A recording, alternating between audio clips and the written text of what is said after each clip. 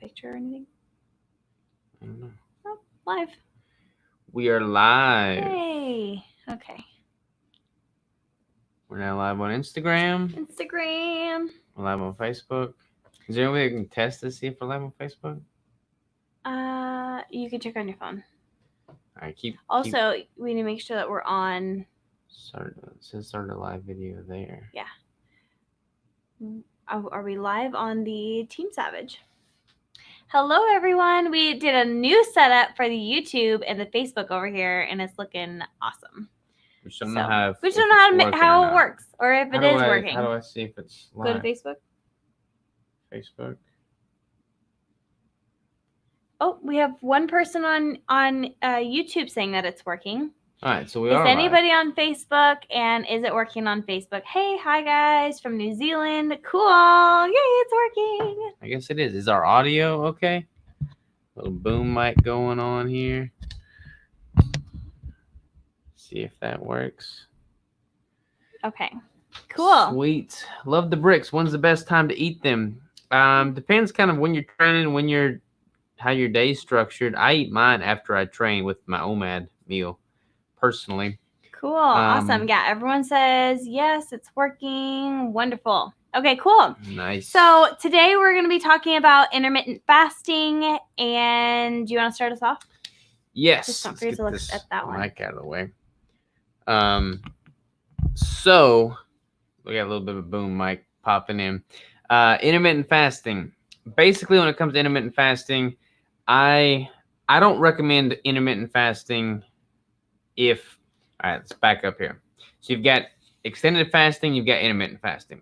Extended fasting, I don't necessarily recommend unless you're in a caloric maintenance or a caloric surplus. Like you don't necessarily need to do an extended fast if you're in a caloric deficit. Intermittent fasting when you're in a caloric deficit is key. For instance, when I'm in a contest prep, like I just got done doing, or when I'm in a caloric deficit right now, coming into my reverse diet, I do benefit from having a OMAD approach to my feeding frequency. That's going to help keep me lean. It's going to help keep my mental game on point. It's going to keep me sharp. It's going to keep my ketones ramped up, my blood glucose down. And if you're only eating a finite amount of calories anyways, then you might as well kind of break that up. Because personally, like from a psychological standpoint, I would rather feel actually full and get an adequate volume worth of food in one larger meal than having several smaller meals throughout the course of a day if I'm doing like a deficit worth of calories. So like right now I'm taking in 2,100 calories a day, which is not a lot of food for me. I would rather have that in one large meal that actually fills me up and makes me full than have that broken into 3 smaller meals that each leave me wanting more, if that makes sense. And then I'm in the phase where I am like building and I'm not trying to cut and I'm not trying to do all that stuff. So for me, I'm eating a lot of food and I like to spread it out throughout the day because there is not a benefit for me trying to shove in a bunch of food all at one time. But I do try to somewhat fast throughout the day. So I do try to eat my meals earlier in the day. However, lately that has not been happening. But I would like, if I had the perfect situation, I'd wake up, have my coffee, work out, and then have my first meal at like 10, and then have my second meal at like 1 or 2, and then be done eating for the rest of the day just because I can get all my food in at that point. But if you're just trying to like shove in a bunch of food and you're making yourself like your stomach upset and things like that, then don't be afraid of eating more meals and not doing the intermittent fasting. It just definitely depends on where you're at in your building, your cutting, your all of that stuff. You have to take all of that into consideration. Right now, I'm not going to try and worry about fasting because I'm worried about building muscle.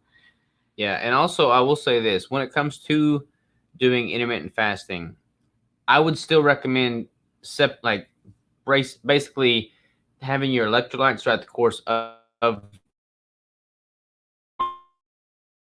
if you're doing intermittent fasting. I have the bulk of my sodium in that one meal, but I also have salt when I'm training, and then I'll have salt kind of in the evening hours as well. I try and have a pretty good dose of sodium, potassium, magnesium, calcium, and hydration, so water, throughout the course of the whole 24-hour day. You can do that with like an electrolyte drink, or just simply taking like a salt shot. But I would definitely recommend doing that instead of basically having one bolus of a lot of electrolytes once in the day and then not kind of breaking that up. Mm-hmm. Someone actually asked if we could talk about fat fasting as well, and I feel like that goes. Check that out. Ooh, Can't we I like talk about that. fat fasting too? You guys can't see it, but if you're on, I don't know, can they see that? Instagram can't see it. I think they can see it. Yeah, Cool. We got like a new software here that illustrates the questions. So someone asked if we could talk about fat fasting as well, and yeah, I think that goes perfectly with this. As I was saying, in the beginning of the day, we wake up. I'll probably have my first coffee at about like 4:30 or 5. And that's going to have heavy cream in it. And you can add whatever fats you want. But I will have heavy cream in my coffee. And then I won't have my first meal until about 10 o'clock. So from 4:30 or 5 until about 10 o'clock, that is considered fat fasting. That is just only postponing your food. You're having the fat, which no matter what you eat, you're going to spike your insulin a little bit. But at least, yeah, you're going to spike your insulin a little bit no matter what you eat, whether it's sugar, fat, proteins, all of that. But you're postponing your meal so that you can kind of fit it all into a little bit more dense of a period of time. Yeah, so like she said, you're going to have an insulin response, whether it be from a protein, a fat, or a carbohydrate. You're going to notice more of a spike if it's coming from a carbohydrate, less so from protein, and you're going to have a delayed, more drawn-out response from fat. So like if you like cram in a bunch of fat in the evening hours, you may not notice a glucose or insulin response until the next day, but it's going to have an effect. Now, when it comes to fat fasting, that's basically just having a fat source and not having the proteins and the carbs. I like doing a fat fast because you're not having near the spike from the glucose, but you're still kind of giving your body something to burn off of. So I'll do the OMAD meal where I'm only eating that trace carbs and proteins in that one large bolus of food, but I'll have like heavy cream in my coffee prior to training because I like training with a little something on my stomach. Not a full meal, but a fatty coffee or two has been good for me. So I feel like we like to intermittent fast. I think that we are more of intermittent fasting than we are full fasting. That's just like what we tend to do on a regular basis. But as we talked about before, when we talked about just regular long extended period fasting, I would like to do that a little bit more often. Like how we do intermittent fasting, like daily. I'd like to do that like once a month or every other month or something like that.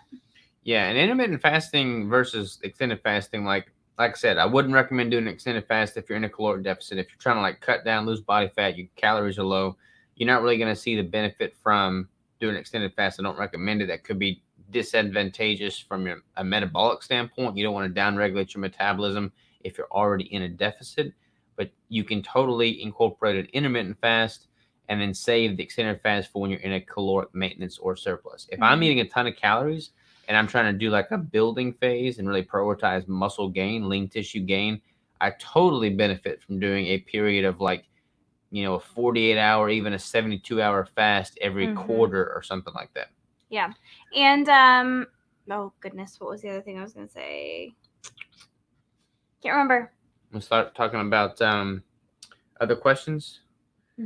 What other questions we got, y'all? Throw some other questions our way. Bring it to us. Audio is good.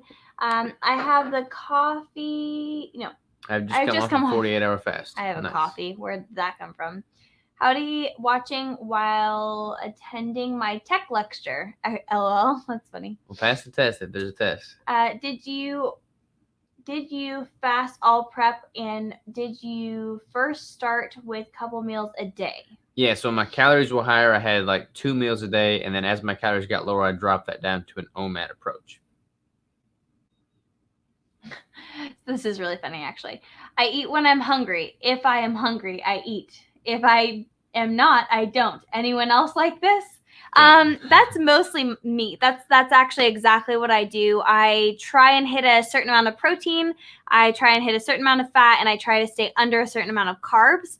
But I'm not so strict to the point right now that am crazy about my macros. I just want to make sure I'm hitting a certain amount of protein, make sure I'm hitting a minimum of a certain amount of fat, and make sure I'm staying under a certain amount of carbs. So I pretty much just eat when I'm hungry because why not? I'm in a building phase. I don't need to like be super, super crazy about it. Some people can. It's fine. But yeah, so just like, yeah, eat when you're hungry. The problem with eating when you're hungry, I tend to find is that people do not end up eating enough. That's why I have minimums for myself. Some people eat too much. Some people eat too much. Some people eat too little. So even though I just eat when I'm hungry, I still weigh things out and I still make sure that I'm getting in the proper amount of food and nutrient density. Even if I'm just eating when I'm hungry, I still measure what I'm eating. Here we go. For autophagy and mental clarity, is there much benefit going past 18 hours regularly? So from a mental clarity standpoint, I don't see necessarily much of a benefit by going past that. Like the extended fast, the longest fast I've done is 4.5 days. I noticed a heightened sense of mental clarity throughout that 4.5 day period. However, towards the end of that and during that initial period, you do start thinking about food. And like my mental clarity may be super sharp, but if it's kind of blurred by the fact that I'm thinking about food, am I truly that much more productive? So take that into consideration. And then from an autophagy standpoint, there's so many different fasting protocols out there. There's like a 3-day fast, there's like a week fast, doing it every quarter, doing it every 6 months, doing it every week. There's so much out there. And anybody that knows what they're talking about with regard to fasting will tell you that they don't really know what's best. I mean, Peter Attia is probably one of the most knowledgeable guys I know when it comes to fasting. And he'll be the first to tell you that if there's anybody out there that's saying that their way is right comparatively, they're probably wrong. So honestly, they don't know. Yeah, there's no way to know. There's just too many fasting protocols to know which is truly the best because it's going to be very highly individualized.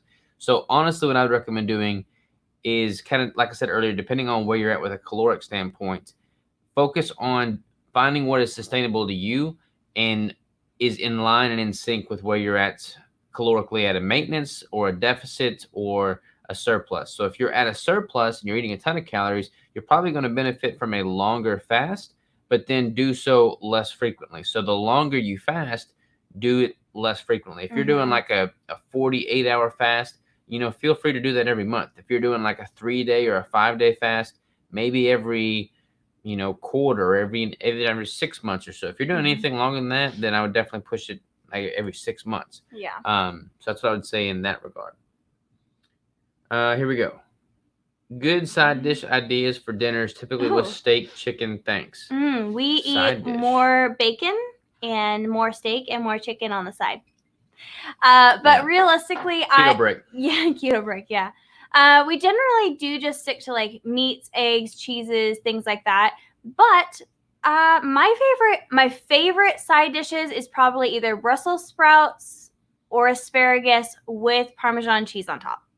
Yeah, I am a fan of Brussels sprouts for sure. I also love things like, I know it's not really like a side that you would eat with meat, but like celery with almond butter or trying to keep the calories low, you can do like miracle rice, miracle noodles, something like that. Not a whole lot of nutrient density there. I do love like a mixed salad with like oil and a little bit of lemon on top.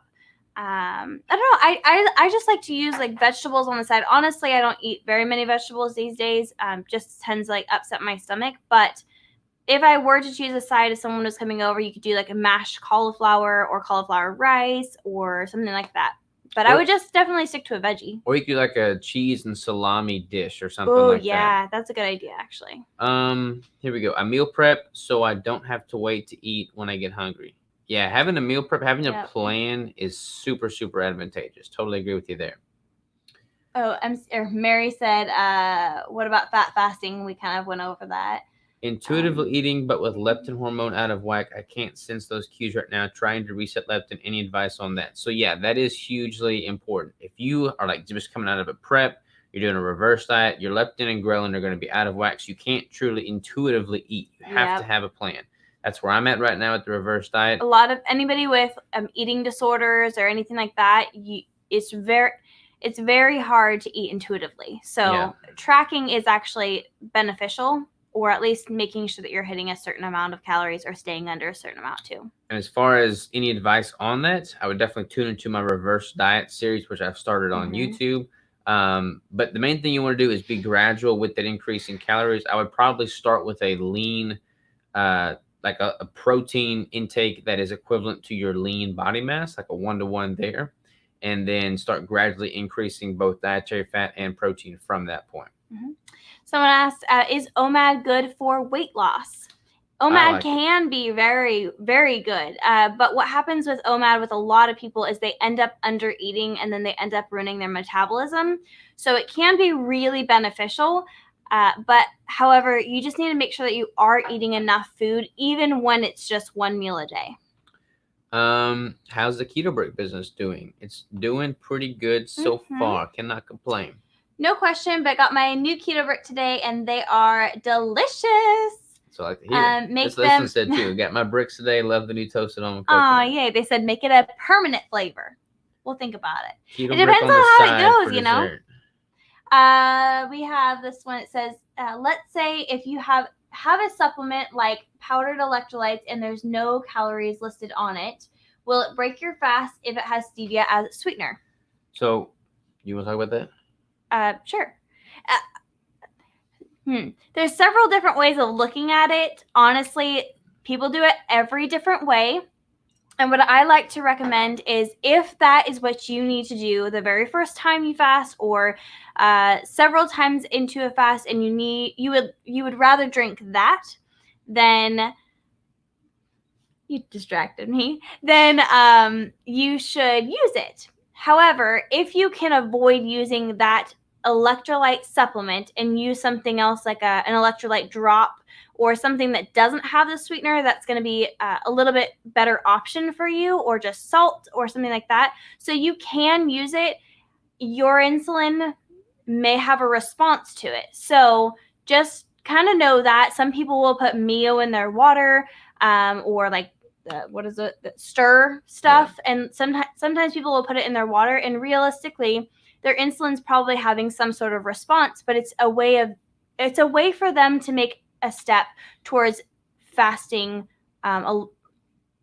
making fasting a little bit easier for them. It depends what your goal of the fast is. If it's to totally elicit zero insulin response, then yes, that would technically break it. If it's to keep calories very low and kind of function better from like a fat burning standpoint, then you're totally fine with that for the most part. And more likely, if you would have that prior to a workout or something, you're going to be pretty fine. You might even have an insulin response when you do a workout. So it just totally depends on your goals. Laura says, hi, for keto macros, is fat a goal or a lever? So I have a very different take on this than a lot of people. A lot of people use fat as a lever, and it really just depends on what the goal is. So kind of throwing a question at you with a question, but I think that if you're keto adapted, fat is your energy source. Protein is not a good source of energy. It's not a good substrate for energy. It's there to build muscle. It's amino acid response. You don't necessarily need protein for energy. You get energy from either carbs or fat. So I like to keep fat high because that's where I would prefer to get my energy rather than carbs. However, depending on what my compositional goal is, I'll titrate protein up or fat up or down, depending on what my composition is wanting to go with. I always typically keep my fat very high though. This is a great question. I'm very new to the keto stuff, but if you are eating so much meat, where do you get your range of micronutrients from?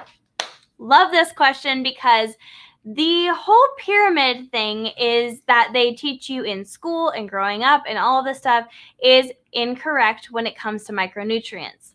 They tell you that you have to eat your fruits and your vegetables in order to get all of those in. But in all reality, if you look at a piece of red meat compared to broccoli or berries or a banana or whatever other vegetable or fruit you want to list, if you actually compare meat to the vegetable, especially like a dark meat, like a beef or something, you're going to find that there are so many more micronutrients in meat than you will ever find in vegetables. You have to eat a huge bolus of vegetables in order to get what you could get from a smaller piece of meat, or like organ meats, or things like that. So it's funny how little the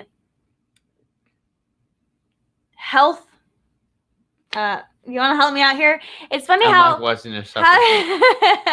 It's funny how little they tell you about nutrition. Honestly, it's very sad. The world that we live in, that they tell you so little about nutrition and where you can get your nutrients from, and they give you these false pieces of information like eating Cheerios is going to lower your cholesterol or help your heart or whatever they say it does.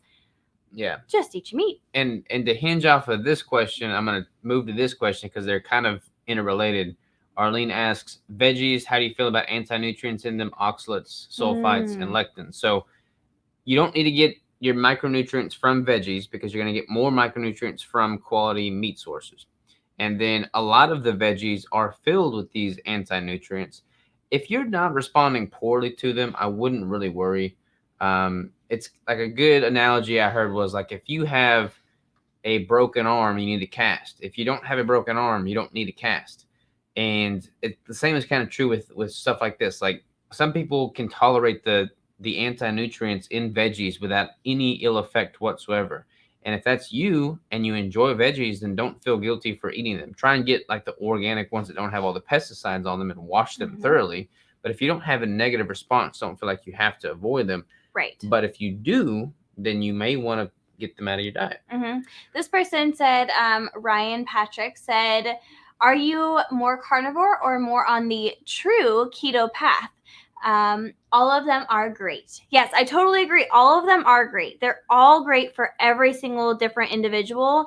I would say we are carnivore. More keto carnivore. We stick to higher fat ratio, and we do eat our keto bricks. So we are going to have a little bit more fat, and we are going to have, all of the food that's in the bricks as well. But we don't really eat much off of, other than meat and the bricks, honestly. That's kind of our life, meat and bricks. What brand of BFR band cuff do you use, and how often do you use them? I have a brand. I forgot the name of the brand. I let Brandon borrow them, and I don't use them because he has them, and I need to get them back from him. So thanks for reminding me. Hey, homies, my people, the Savage family. If you drop your calories to change things up and break a plateau, how long before your metabolism starts to slow down? So it depends how fast you drop your calories. It depends on your training. It depends on a lot of things. Typically, I see a drop in my metabolism. There's like a lag effect, and my maintenance is about 3,500 calories. I don't really start to see a significant and noticeable drop in my metabolism until I'm around 2,500 calories. Once I start going south of 2,500, I can definitely feel things start to slow down. So it's going to have to be kind of a trial and error to see where your body responds individually, but that's where mine starts to change. Does your macro calculator differ between men and women? I am a female and I want to start gaining muscle. I am about 25% body fat. It does not adjust for male and female. It's based off of the parameters that are in there currently, and it's a pretty good way to hedge your bets whether you are male or female. But any macro calculator, mine included, is not to be taken as like the word of God. Like, use it as a place to start, and then listen to your body's feedback and then adjust accordingly.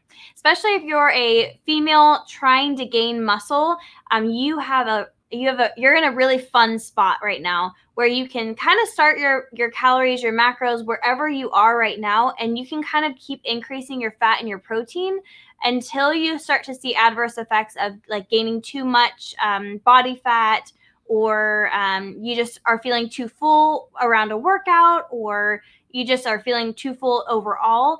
But you're in a really fun spot. That's like the best spot to be in, where you can continue to eat food and see how your body's responding and how much muscle growth you're going to be seeing. It's a really awesome place to be. So I would just personally start where you've been. Maybe that's too low, maybe it's too high, maybe, I don't know. But see where you're at and just try to slowly increase your fat and your protein, week after week.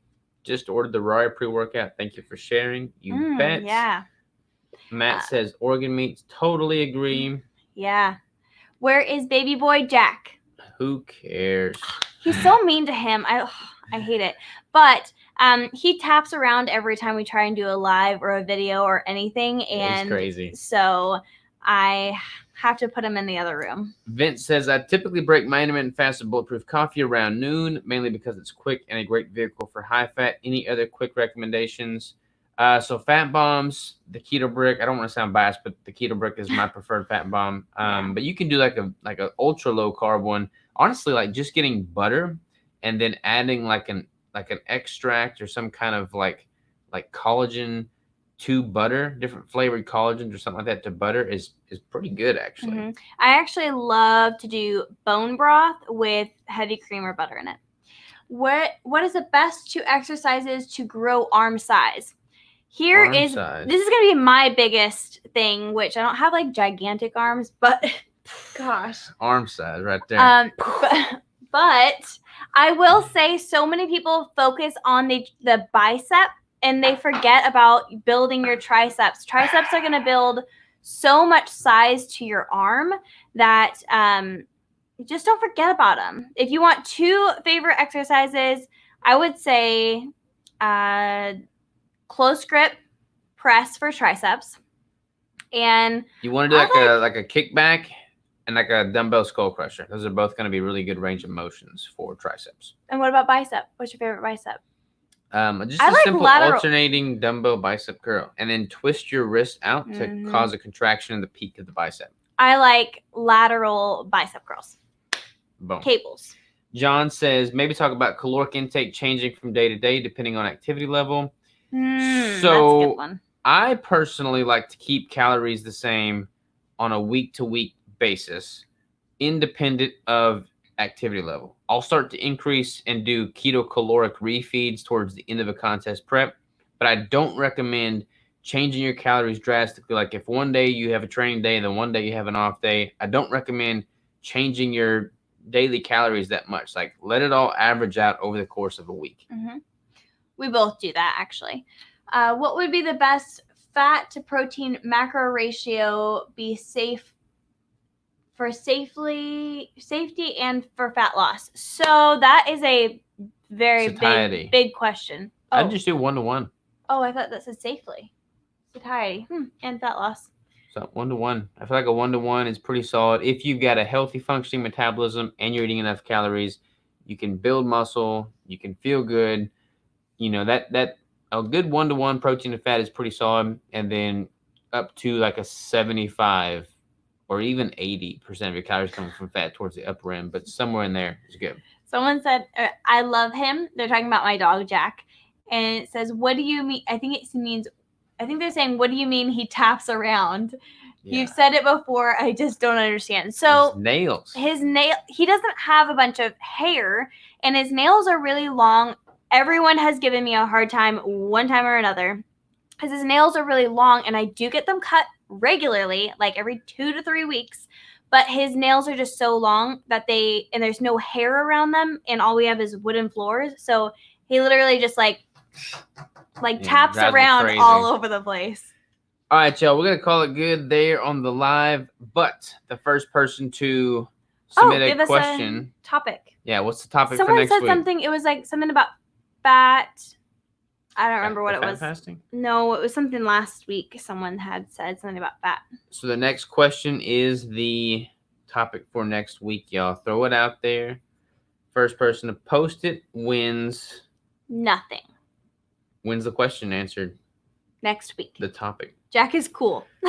Jack is cool. That's not a question. See, Jack's cool. So we got Instagram. Any questions? Oh, okay. I have a small dog too. And then we got Facebook and YouTube. Come on, we need a question. Question for next week. Throw it at us. How often do you fast 24 hours or more?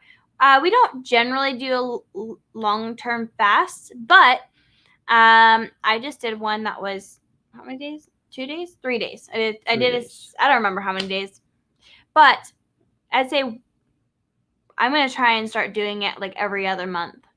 All right, we have a question here. How do you know if you should me put this up there. How do you know if you should drop down the amount of fat you're taking in order to lose weight but still keep muscle? That is a great question from Lana. Lana? Oh, Lana? I would say Lana? Lana. Sorry if I pronounced that wrong. Lana Lana? or Lena? Either way, it's a great question. And that's what our topic will be next week. Another one just came in. Do you track proper your squat and deadlift forms. That would be hard to talk about. I could talk about it, but we can talk about that. We should just make a video on it. Yeah. So yeah, we got that. And then another one, do you track your electrolytes? What is your sodium and magnesium intake per day? I would do about a 2-to-1 of sodium to potassium and about, I don't know, a fourth of magnesium. When I haven't. Robert had it right. Boom.